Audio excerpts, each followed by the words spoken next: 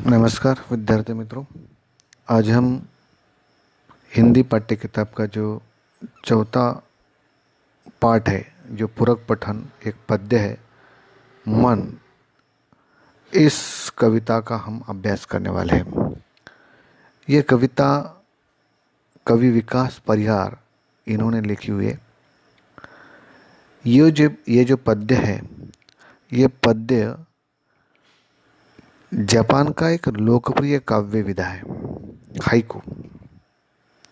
ये विश्व की सबसे छोटी कविता कही जाती है।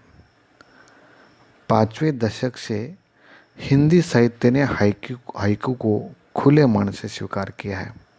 हाइकू कविता 5+7+5 17 वर्ण के ढांचे में लिखी जाती है। हम देखेंगे कि पहला जो अ, ढांचा है, पहला जो पंक्ति है, वह 5 वर्णों की होती है। दूसरी पंक्ति 7 वर्ण की होती है और आखिर की जो पंक्ति होती है वो भी 5 वर्ण की होती है। इस तरह से वो 17 वर्ण का एक ढांचा होता है। ये जो प्रस्तुत हाइकू में कवि ने अपने अनुभवों और छोटी छोटी विभिन्न घटनाओं को अर्थवाही सीमित शब्दों में प्रस्तुत किया है।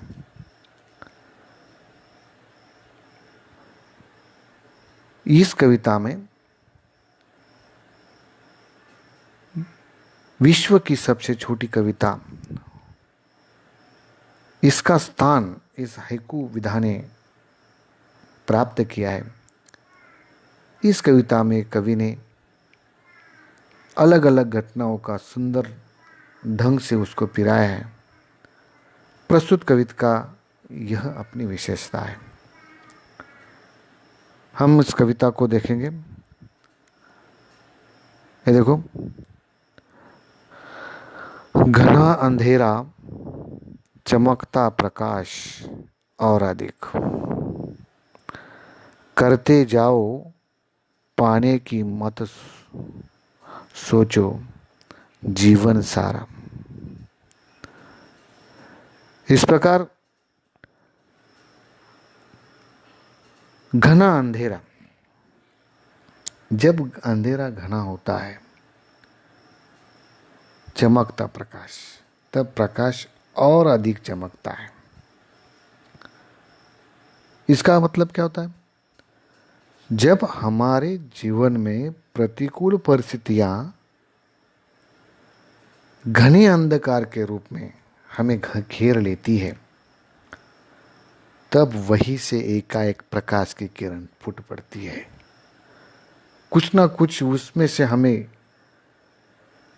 एक किरण दिखाई देता है और हम उस समस्या को हल करते हैं। करते जाओ पाने की मत सोचो जीवन सारा। हमें सिर्फ काम करना है, पूरा जीवन भर सिर्फ करते रहना है।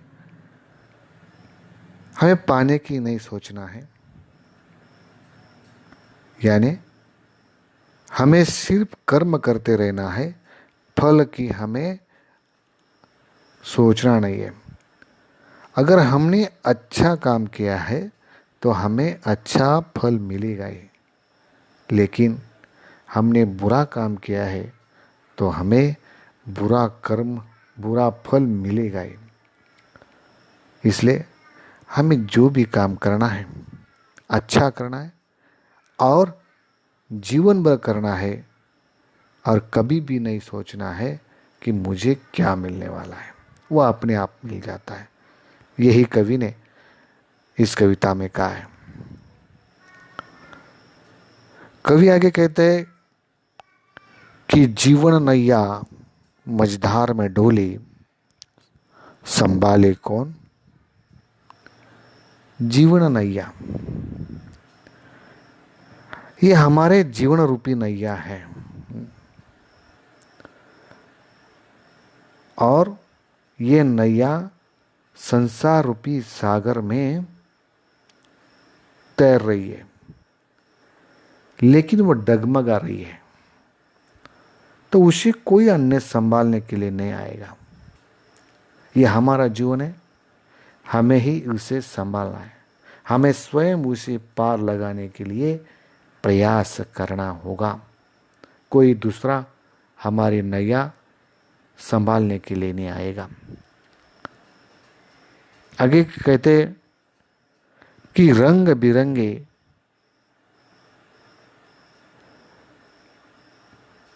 रंग बिरंगे रंग संग लेकर आया फागुन।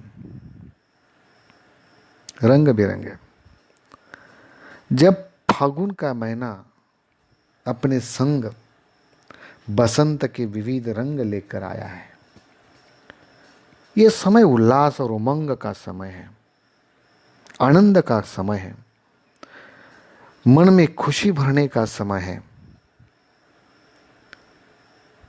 अंततः हम सभी को कुछ समय के लिए चिंताओं और परेशानियों को भूलकर बसंत ऋतु का आनंद लेना चाहिए। लेखक का कहना है, कवि का कहना है कि हमारे जीवन में कितना भी दुख हो, लेकिन हमें उसी दुख में डूबना नहीं है।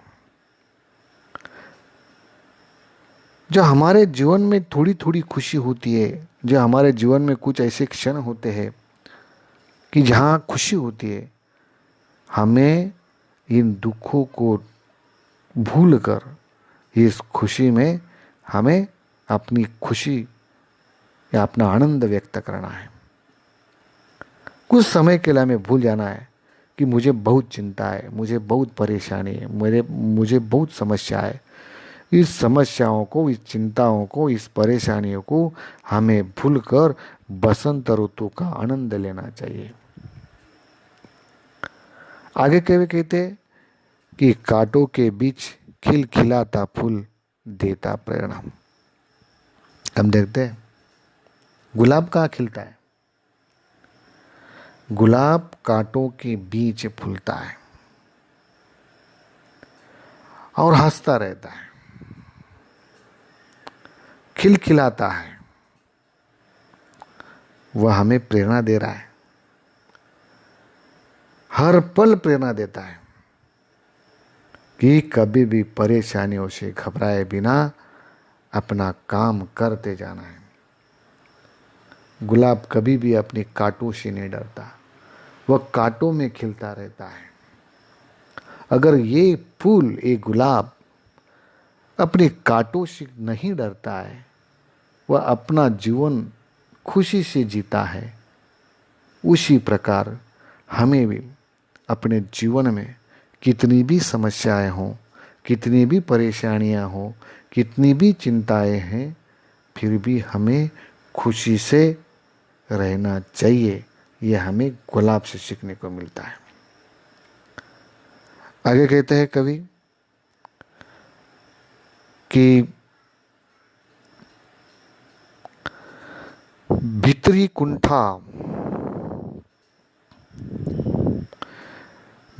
कुंठा आंखों के द्वार से आई बाहर। कुंठा का मतलब क्या होता है? कुंठा का मतलब है घोर निराशा। भीतरी कुंठा, जब हमारे अंदर, अब जब नेत्रों से अश्रु बहते हैं तो ये मानना चाहिए कि मन की कुंठा नयन रूपी द्वार से बाहर आ रही है। यानी अपने अंदर जो निराशा है, अपने अंदर जो घोर निराशा है, उस निराशा को हमें अपने नेत्रों के अश्रु से बहा देना चाहिए।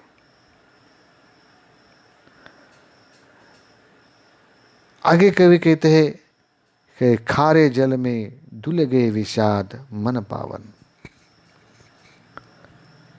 जब नेत्रों से अश्रु बहते हैं तो ये समझना चाहिए कि आंसुओं के खारे जल के साथ मन का संपूर्ण विषाद धुल गया है। विषाद यानी दुख।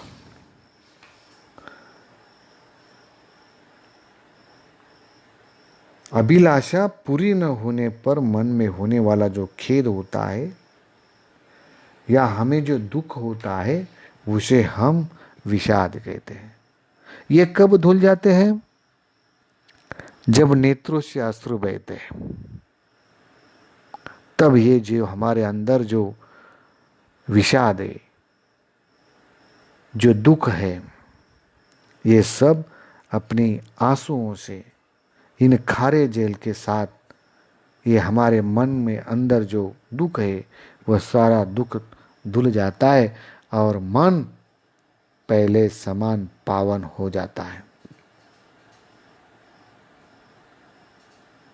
आगे कहते कि मृत्यु को जीना जीवन विष पीना है जिजीविषा। जिजीविषा का मतलब क्या होता है? जीवन के प्रति आसक्ति। कवि कहते हैं कि मृत्यु को जीना प्रत्येक मनुष्य,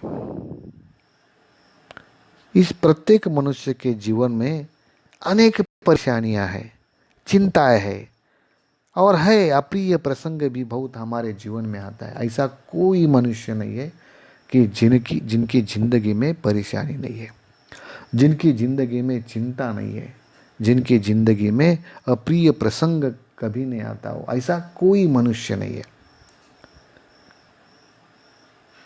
ऐसे में जीवन रूपी संग्राम में हमें डटे रहना हमारी जिजीविषा का प्रमाण है।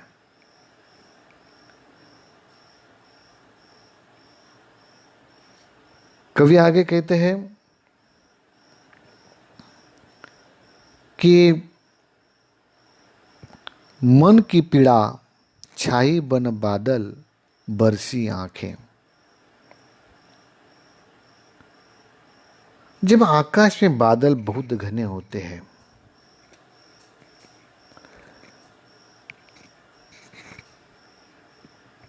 तभी वर्षा होती है। उसी प्रकार जब मन की पीड़ा बहुत गहरी हो जाती है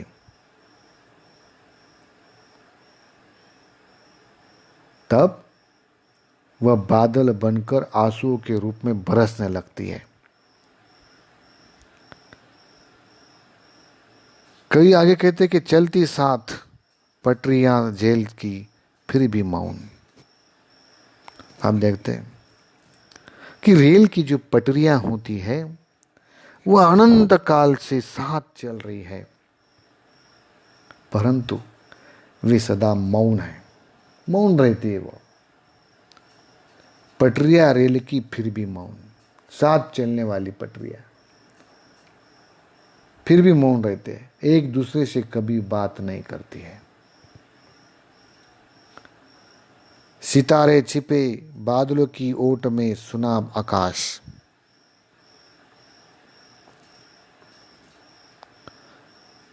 सितारे आकाश का जो श्रृंगार है,